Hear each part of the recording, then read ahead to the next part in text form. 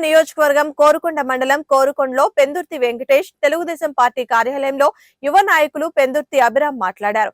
ముందుగా ఎమ్మెల్సీ అభ్యర్థి పేరాబత్తుల రాజశేఖర్ ని ఎన్డీఏ కూటమి తరపు నుండి అఖండ విజయాన్ని చేకూర్చాలని తెలిపారు. అనంతరం సోషల్ మీడియాలో తెలుగుదేశం పార్టీ నాయకులపై కార్యకర్తలపై తప్పుడు ప్రచారం చేస్తున్నారని అన్నారు. తెలుగుదేశం పార్టీ కార్యకర్తలకు నాయకులకు పెందుర్తి కుటుంబం ఎప్పుడూ అండగా ఉంటుందని పెందుర్తి అభిరామ్ తెలియజేశారు. ఈ కార్యక్రమంలో నాగరమేషు, సూర్శెట్టి చిన్నారి, పెంటకోట శివ తదితరులు పాల్గొన్నారు.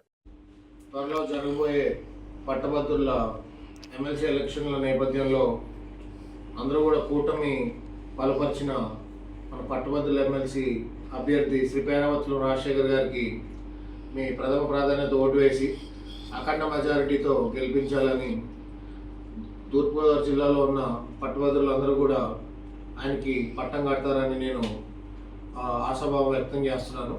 అదేవిధంగా శ్రీ పేరాబత్తుల రాజశేఖరం గారు గతంలో పెందుర్తి వెంకటేష్ గారితో ఎన్నో ముఖ్యమంత్రి గారి చంద్రబాబు నాయుడు గారి కార్యక్రమాలు, ఎలక్షన్ సభలు కూడా ఆయన దిగ్విజయంగా నిర్వహించారు. ఆయన చాలా కెపాసిటీ ఉన్న వ్యక్తి.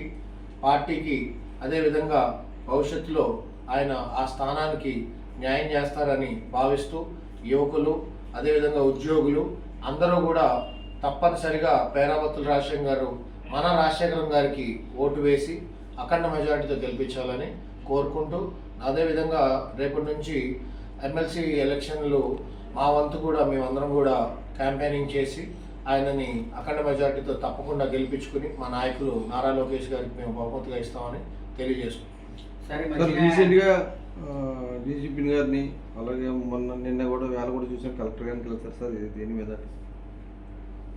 మొన్న నూతనంగా మన రాష్ట్రానికి డీజీపీగా ఎంపికైన హరీష్ కుమార్ గుప్తా గారిని కలవడం జరిగింది.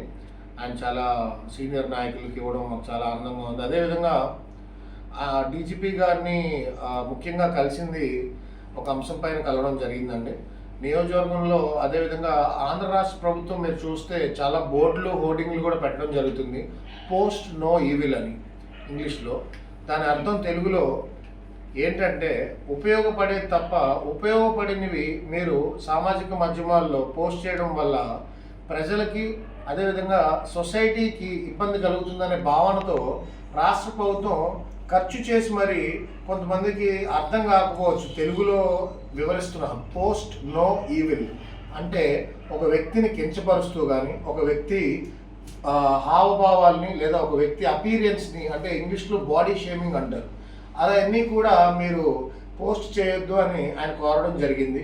గతంలో నేను ఈ నియోజకవర్గానికి చెందిన మింగి లక్ష్మీనారాయణ పైన మీరు అందరూ చూస్తుండగానే పోస్టులు పెట్టారు. అతను ఏం తప్పు చేశాడు?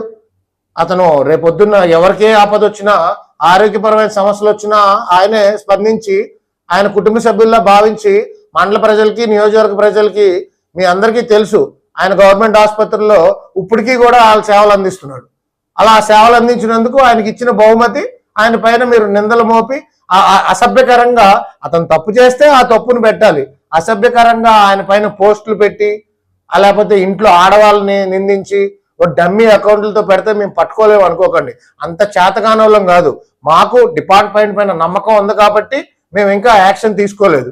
మేము సిఐ గారిని వేడుకున్నాం. అదే ఇప్పుడు డిఎస్పీ గారు కొత్తగా వచ్చిన శ్రీకాంత్ గారు కూడా ఒక ఆర్టికల్ చదివా, సామాజిక ఫేస్బుక్లు, సోషల్ మీడియాలో అసభ్యకరంగా దయచేసి మీరు ఎవరిని రెచ్చగొట్టద్దు అని. సెల్ ఫోన్ ఉన్నది మీరు ఉపయోగపడే వార్తని కానీ, లేదా మీకు ఏదన్నా సమస్య ఉంటే మీరు హయ్యర్ అఫీషియల్స్కి వెళ్ళి చెప్పుకోండి. అంతేగాని ఒక వ్యక్తిని కించపరుస్తూ మీరు ఇటువంటి పోస్టులు పెట్టడం నేను సమంజసం కాదని భావిస్తూ, ఆ తప్పు మా కార్యకర్తలు చేసినా, నా వెంట తిరిగే వాళ్ళు చేసినా నేను తప్పుగానే భావిస్తానని, నేను భవిష్యత్తులో ఇది ఏ పార్టీకి చెందిన వారైనా ఇట్లా సామాజిక మాధ్యమాల్లో వ్యక్తిని కించపరుస్తూ పెట్టడం సబబు కాదని భావిస్తూ, ఇది తెలుగుదేశం పార్టీ సంస్కృతి కాదని, దీనిని ఎవరు ఎంకరేజ్ చేసినా ఖచ్చితంగా వాళ్ళకి తగిన గుణపాఠం త్వరలో భవిష్యత్తులో ఉంటుందని నేను మనస్ఫూర్తిగా తెలియజేసుకుంటూ, మా కార్యకర్తలకు కానీ అదేవిధంగా తెలుగుదేశం నాయకుల పైన కానీ ఇదే విధంగా మీరు కానీ గవర్నమెంట్లో ఉన్నా, అది ఏ పార్టీ వ్యక్తి అయినా కానీ మీకు ఉంటే ఏదైనా వైఎస్ఆర్సీపీ పార్టీ మీద పెట్టండి సార్. వైఎస్ఆర్సీపీ నాయకుల పైన పెట్టండి. అక్కడ పెట్టాలంటే మీకు చేత కాదా? ఎందుకని? మీకు వైఎస్ఆర్సీపీ పార్టీలో ఏమన్నా అనుబంధం ఉందా?